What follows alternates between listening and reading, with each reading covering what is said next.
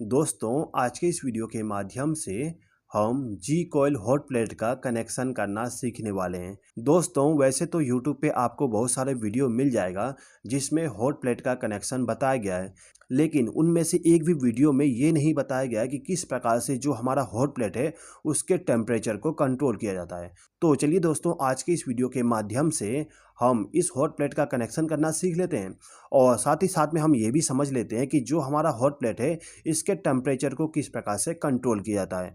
तो दोस्तों ये जो हमारा हॉट प्लेट है, इस हॉट प्लेट में एक एलिमेंट लगा होता है, ये हमारा एलिमेंट है। इस एलिमेंट को जब आप देखोगे तो इसमें आपको दो कॉइल मिल जाएगा। इन दोनों कॉइल का इस्तेमाल करके हम इस एलिमेंट को 3 टेम्परेचर पे ऑपरेट करा सकते हैं।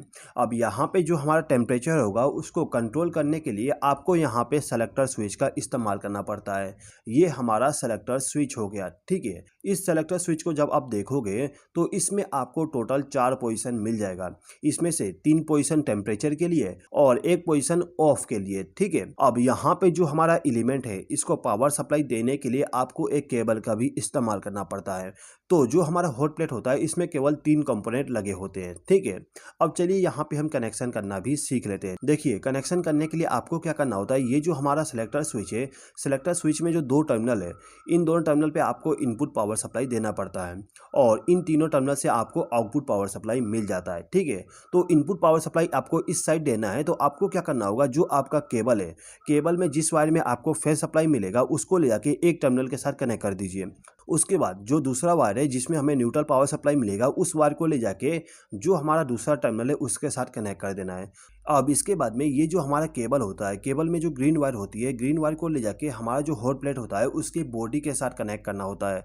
तो यहाँ पर हमने इस वायर को ले जाके जो हमारा हॉट प्लेट है उसके बॉडी के साथ में कनेक्ट कर दिए, ठीक है। अब इसके बाद में जो कनेक्शन किया जाएगा उसको आप ध्यान से देखिएगा, क्योंकि यदि आप यहाँ पे कनेक्शन गलत कर दोगे तो उस कंडीशन में शॉर्ट सर्किट हो सकता है। तो यहाँ पे आपको क्या करना होता है, ये जो ऊपर वाला टर्मिनल है, ऊपर वाला टर्मिनल का मतलब ये जो हमारा रोटरी स्विच है, इस स्विच के साइड में जो टर्मिनल होगा उस टर्मिनल से एक वायर को कनेक्ट करना है और इस वायर को ले जाके जो हमारा हॉट प्लेट है उसका जो कॉमन वाला टर्मिनल होता है उसके साथ कनेक्ट कर देना होता है। कॉमन का मतलब आप एक बार समझ लीजिए। देखिए यहाँ पे आप देख सकते हो हमारा 2 कॉइल आपस में एक जगह कनेक्ट हो गया है, इसको हम कहेंगे कॉमन टर्मिनल, ठीक है। तो हमें क्या करना है, जो हमारा रोटरी स्विच है इसका जो ऊपर वाला टर्मिनल है इसको ले जाके कॉमन वाले टर्मिनल के साथ कनेक्ट कर देना है। उसके बाद ये जो सेंटर वाला टर्मिनल है इसमें से एक वायर को कनेक्ट करिए और इसको ले जाके सेंटर वाले कॉइल के साथ में कनेक्ट कर दीजिएगा, ठीक है। उसके बाद जो लास्ट वाला टर्मिनल है इसको ले जाके दूसरे वाले कॉइल के साथ में कनेक्ट कर देना है। तो कुछ इस प्रकार से आपको कनेक्शन करना होता है। यहाँ पे जो कनेक्शन किया गया है उसको आपको सेम टू सेम करना होता है। यदि आप यहाँ पे कनेक्शन गलत कर दोगे तो उस कंडीशन में आपका जो सेलेक्टर स्विच है वहाँ पे एक शॉर्ट सर्किट हो जाएगा। अब चलिए दोस्तों यहाँ पे हम ये समझ लेते हैं कि किस प्रकार से हम इस हॉट प्लेट के टेम्परेचर को कंट्रोल करते हैं। तो जो हमारा सेलेक्टर स्विच था उसका सिंबल मैंने यहाँ पे बना दिया हूँ और ये हमारा हॉट प्लेट है, ठीक है। कनेक्शन सेम किया गया है, जो हमारा हॉट प्लेट है उसके एक एक सिरे को लाके यहाँ पे कनेक्ट किया गया है और इन दोनों कॉइल के एक सिरे को आपस में जोड़ के उस वायर को लाके यहाँ पे कनेक्ट कर दिया गया है, ठीक है। यहाँ पे जो हमारा इनपुट टर्मिनल होता है उसमें केवल 2 टर्मिनल होता है, लेकिन इंटरनली एक और टर्मिनल होता है। ये दोनों टर्मिनल आपस में शॉर्ट होते हैं, ठीक है। तो आपको यहाँ पे केवल फेज सप्लाई और यहाँ पे न्यूट्रल सप्लाई देना होता है। अभी के कंडीशन में जो हमारा सेलेक्टर स्विच है वो 0 पोजीशन पे सेलेक्ट है। इस कंडीशन में आप देख सकते हो जो हमारा स्विच है वो ओपन कंडीशन में है, यानी कि किसी भी कॉइल में पावर सप्लाई नहीं जा रहा। इस कंडीशन में जो हमारा हॉट प्लेट होता है वो ऑफ कंडीशन में होगा, ठीक है। अब यहाँ पे जो हमारा सेलेक्टर स्विच है इसके पोजीशन को हम चेंज करते हैं।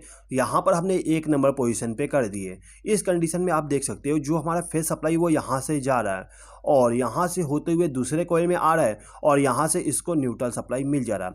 ये दोनों टर्मिनल आपस में कनेक्ट नहीं है। अभी के कंडीशन में फेज सप्लाई यहाँ से जा रहा है और न्यूट्रल सप्लाई यहाँ से जा रहा है, यानी कि दोनों कॉइल हमारे सीरीज में कनेक्ट हो गए। यदि यहाँ पे दोनों कॉइल सीरीज में कनेक्ट हो जाता है तो उस कंडीशन में रेजिस्टेंस बढ़ जाता है और यहाँ पे यदि रेजिस्टेंस बढ़ जाता है तो उस कंडीशन में जो टेम्परेचर होगा वो लो होगा, यानी कि कम टेम्परेचर होगा, ठीक है। अब यहाँ पे जो हमारा सेलेक्टर स्विच है इसके पोजीशन को हम चेंज करते हैं। यहाँ पर हमने 2 नंबर पोजीशन सेलेक्ट कर दिए। 2 नंबर पोजीशन सेलेक्ट करने पे यहाँ पे जो हमारा फेस वाला टर्मिनल है वो कनेक्ट हो जाएगा। ये जो हमारा 2 नंबर का कॉइल है इसका टर्मिनल कनेक्ट नहीं होता है। उसके बाद यहाँ पे जो न्यूट्रल वाला है ये कनेक्ट हो जाएगा। इसका मतलब ये है कि जो हमारा फेस सप्लाई वो यहाँ से जाएगा और यहाँ से रिटर्न होते हुए आ जाएगा, यानी कि जो हमारा कॉइल नंबर 1 है वो केवल ऑपरेट होगा। तो इस कंडीशन में जो हमारा हॉट प्लेट होता है वो मीडियम टेम्परेचर को जनरेट करता है। ठीक है, अब यहाँ पे जो हमारा सेलेक्टर स्विच है इसके 3 नंबर पोजीशन को हम सेलेक्ट करते हैं। तो इस कंडीशन में ये दोनों टर्मिनल आपस में कनेक्ट हो जाएगा और यहाँ से हमारा फेस सप्लाई कनेक्ट हो जाएगा, यानी कि दोनों कॉइल हमारे पैरेलल में कनेक्ट हो गए और यहाँ से हमारा न्यूट्रल सप्लाई इनको मिल जा रहा है। इसका मतलब ये है कि जो हमारा हॉट प्लेट है वो हाई टेम्परेचर को प्रोड्यूस करेगा। तो दोस्तों आपको केवल यहाँ पे ये समझना होता है कि जो हमारा हॉट प्लेट है उसमें जो 2 कॉइल होते हैं, यदि उन दोनों कॉइल को हम सीरीज में कनेक्ट कर देते हैं तो उस कंडीशन में लो टेम्परेचर जनरेट होगा। यदि हम केवल एक कॉइल को पावर सप्लाई दें तो उस कंडीशन में मीडियम टेम्परेचर जनरेट होगा और यदि हम दोनों कॉइल को पैरेलल में कनेक्ट कर दें तो उस कंडीशन में हाई टेम्परेचर जनरेट होता है। दोस्तों यदि आप मिक्सर ग्राइंडर का रिपेयरिंग और वायरिंग करना सीखना चाहते हो तो उसके लिए राइट वाले वीडियो को देख लीजिए। उस वीडियो को देखने के बाद आप खुद मिक्सर ग्राइंडर का रिपेयरिंग कर लोगे। इस वीडियो को देखने के लिए धन्यवाद।